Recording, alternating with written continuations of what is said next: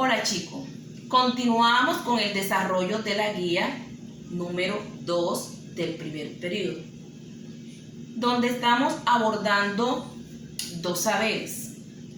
El primer saber que estamos abordando es la relación de Dios con el pueblo de Israel y la relación de las características de las primeras comunidades. Entonces, arrancamos con la lectura inicial. ¿Qué les puedo decir sobre el tema? Israel es un pueblo que ha pasado a la historia de la humanidad. Todos los que seguimos este camino de la vida cristiana y en nuestra vida escolar nos enseñan que Israel forma parte de nuestra existencia porque es el pueblo elegido de Dios. Israel es un pueblo que ha pasado a la historia de la humanidad por la forma como a través de ella sobrevive y se conserva. Los israelitas se llaman así porque en la antigüedad tienen un origen común a la descendencia de Jacob, a quien Dios le cambió el nombre por el de Israel. Jacob pasó a ser Israel. Y Dios estableció una alianza con el pueblo de Israel ¿a través de quién? Exacto, a través de Moisés. Recuerden, Dios eligió a Moisés para que sacara a su pueblo de la esclavitud. Dios le dio un mandato a Moisés. ¿Cuál fue ese mandato? Volver a Egipto, ¿verdad? Hablar con el faraón y decirle que él iba de parte de Dios y que liberara a su pueblo. Conocemos también esa historia, pues el faraón no hizo caso en primera instancia. ¿Por qué? Pues porque los israelitas eran los esclavos, ellos eran los que trabajaban, además era una gran población. Y si los dejaba ir, ¿quién les hacía el trabajo? Era pues lo que pensaba el faraón. Aparte, si los dejaba ir, también se iban a convertir en una gran nación, porque tenían muchos miembros. Pero en el principio Moisés no quiso aceptar la misión que le había otorgado Dios, pues porque pensaba que esa misión era muy difícil y peligrosa, y porque tampoco iba a poderla llevar a feliz término. Pero finalmente él aceptó y volvió a Israel. Dios Padre, por medio de Moisés, dio a su pueblo también decálogo. Ese decálogo se lo dio cuando lo sacó de las manos de los egipcios. Recordemos que en el decálogo es lo que conocemos como los 10 mandamientos. Decálogo quiere decir 10. ¿Y qué son estos mandamientos? Estos mandamientos son una luz, una señal de Dios Padre, que le dio a su pueblo por medio de Moisés, para enseñarnos a vivir conforme a su santa y perfecta voluntad, para darnos una vida nueva, un camino para amarlo, para ser feliz y hacer feliz a los demás.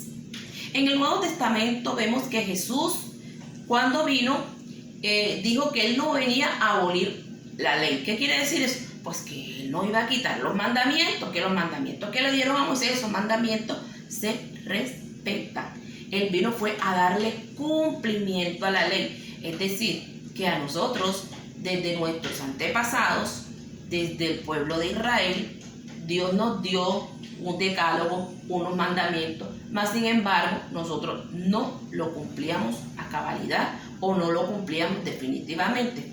Por eso Dios manda a su hijo pues para darle cumplimiento en él a esta ley. Jesús nos enseñó a vivir estos mandamientos de una forma nueva. Lo resumió solamente en 2. Dios le dio 10 a Moisés y Jesús solamente lo resumió en 2. Él dijo: ama a Dios y a tu prójimo como a ti mismo. Para Jesús el fundamento del decálogo es el amor. ¿A quién teníamos que amar primero? A Dios. Y luego a nuestro hermano, como a nosotros mismos. Y cuando Él nos habla de nuestro hermano, nos está diciendo el niñito que nació o la niñita que nació de mamá y de papá. No, nuestro hermano es nuestro vecino, nuestro amigo de clase, esos parientes que tenemos lejos, son nuestros hermanos. ¿Para qué? Para que podamos cumplir con alegría y generosidad, sin separarnos nunca. También nos dio el Espíritu Santo. Nosotros no podemos hacer nada sin la influencia del Espíritu Santo. Es el Espíritu Santo quien nos regala esa fuerza para poder perseverar. ¿Y cuándo recibimos el Espíritu Santo? El Espíritu Santo lo recibimos en nuestro bautismo.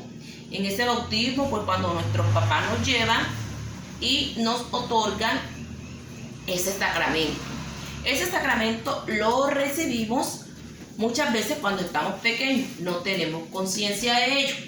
Pero como nosotros tenemos unos padres responsables, así como ellos son responsables de nuestra alimentación, de nuestro vestuario, de nuestra educación, también son responsables de nuestro crecimiento en la fe. Por esa razón, ellos nos llevan pequeñitos para que un sacerdote nos bautice. Y no esperan a que nosotros pues estemos grandes y podamos elegir. Porque también podrían hacer lo mismo con respecto a la alimentación. No te voy a dar de comer cuando tú estés grande. Eliges qué comes o qué no comes. En estos momentos, como yo no sé, no te voy a dar nada.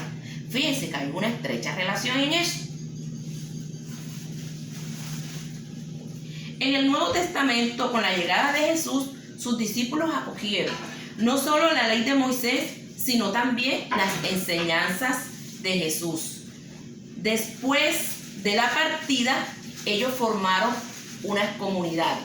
Recordemos que Jesús vino, murió, al tercer día resucitó, se quedó un tiempo con sus discípulos y luego subió al cielo.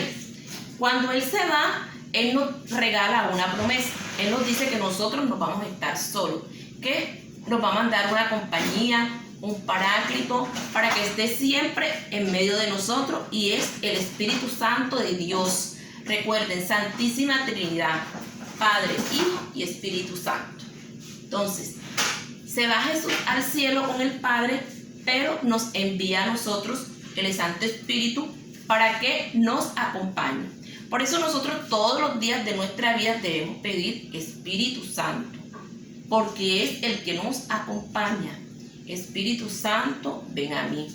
Cuando Jesús se va, manda al Espíritu Santo para llenar de fortaleza, de fuerza a los discípulos.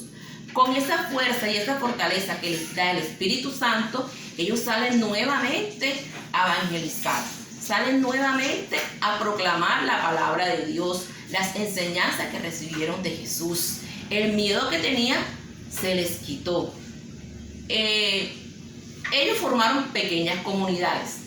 Esas comunidades se conocían por la manera de hablar, por la manera de tratarse, porque ellos tenían unas cosas en común, y era que compartían la palabra, eran asiduos en la palabra, compartían la palabra. En ese tiempo la palabra no estaba escrita como ahora, que encontramos una Biblia y podemos leer qué es lo que dice. No, en ese tiempo había unos rollos que llamaban papiros, y ahí se encontraba pues la ley de Dios, y ellos también ponían en práctica todo lo que aprendieron de Jesús, sus enseñanzas. Entonces, ellos compartían la palabra, compartían los alimentos, por eso se llama la fracción del pan. También compartían los bienes. Ellos trabajaban en común para todos, y ellos repartían de acuerdo a las necesidades de la familia. La que más necesidad tenía era la que más se le daba. La que menos necesidad tenía, pues era la que menos se le daba, pero todos lo tenían en común. Y también se reunían para las enseñanzas, para ponerlas en práctica, para orar. Bueno, chicos, esto ha sido todo en el desarrollo de la lectura inicial. Ahora vamos a trabajar un momento de reflexión en cuanto a lo que yo les he dicho.